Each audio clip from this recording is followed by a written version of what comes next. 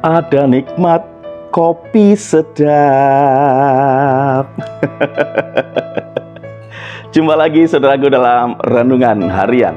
Salam sehat, penuh rahmat Tuhan sertamu. Untuk renungan hari ini, saya memberikan judul Kopi Turki, yang didasarkan pada surat 1 Timotius 1 ayat 12 dan 13. Aku bersyukur kepada Dia yang menguatkan aku, yaitu Kristus Yesus Tuhan kita, karena Ia menganggap aku setia dan mempercayakan pelayanan ini kepada aku, sekalipun aku tadinya seorang penghujat, penganiaya, dan orang yang ganas. Namun aku telah dikasihaninya, karena semua itu telah kulakukan tanpa pengetahuan di luar iman. Saudaraku, pernahkah Anda mencicipi secangkir kopi Turki? Ya, kopi Turki adalah metode penyeduhan imersi tradisional, alias memasukkan bubuk kopi ke dalam air dengan menggunakan biji kopi yang digiling sangat halus, direbus tanpa filter dalam jezva di atas pasir panas. Jezva adalah teko kecil terbuka yang terbuat dari tembaga atau kuningan dengan gagang panjang dan lurus serta dilengkapi dengan bibir tuang. Keunikan cara penyeduhan ini menyajikan sebuah atraksi seperti pertunjukan sulap, di mana seolah-olah buih kopi muncul dari dasar jezva. Kopi ini tetap kental berkat bubuk kopi ultra halus yang tersisa di dalam cangkir setelah penyeduhan. Di balik kopi Turki terdapat proses fisika dan kimiawi yang unik. Secara fisika, panas yang dihasilkan dari pasir akan diteruskan kepada jezva yang dapat mendidihkan air di dalamnya. Secara kimiawi, metode penyeduhan kopi Turki ini akan melepaskan minyak dan protein serta membentuk tekstur yang padat. Menurut para pencinta kopi, kopi Turki yang nikmat adalah kopi yang menghasilkan banyak krema atau buih selama proses penyeduhannya. Rahasia dari banyaknya krema yang dihasilkan ini terletak pada fresh atau tidaknya roastingan atau panggangan atau sangrean biji kopinya. Secara kimiawi, kopi yang baru di roasting mengandung banyak senyawa penghasil aroma lesat yang terbentuk selama proses roasting. Di antaranya adalah asam karboksilat.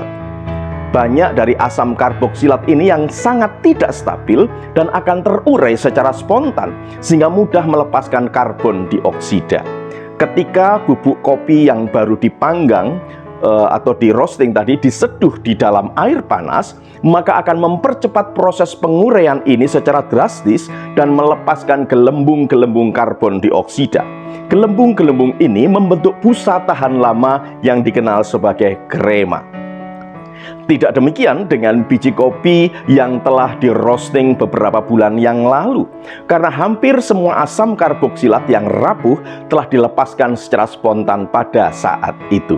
Nah, setelah proses penyeduhan ini menghasilkan kopi yang kental dan kuat dengan busa di atas dan bubuk kopi di bagian bawah dengan rasa yang nikmat. Saudaraku, kopi Turki mengingatkan kita tentang proses pembentukan yang dilakukan oleh Tuhan bagi kita, anak-anaknya.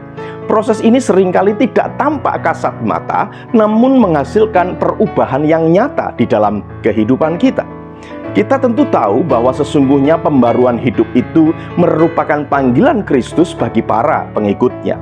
Pembaruan hidup tersebut akhirnya akan membawa seseorang pada kesadaran sepenuhnya untuk dapat mempraktikkan hukum kasih, bukan sekedar hukum dunia, nurani bukan sekedar aturan, dan ketulusan bukan sekedar kewajiban.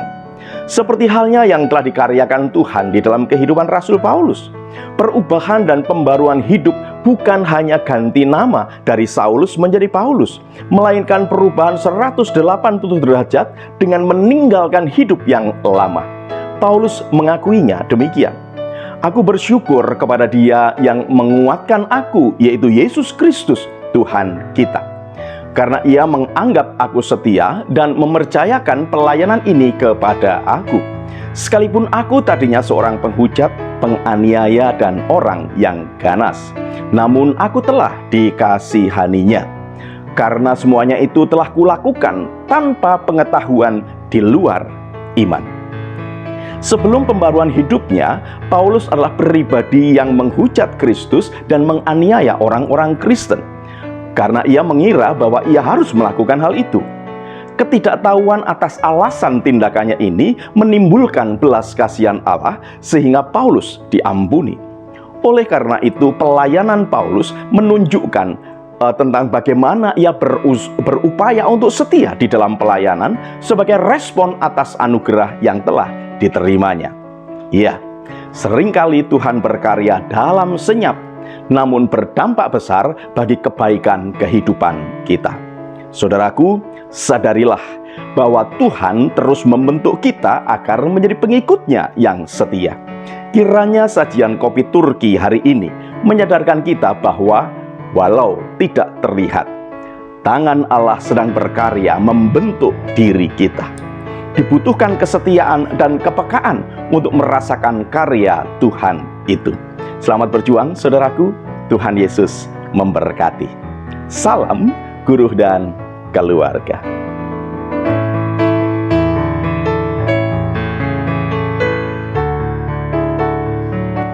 Saudaraku, mari kita berdoa.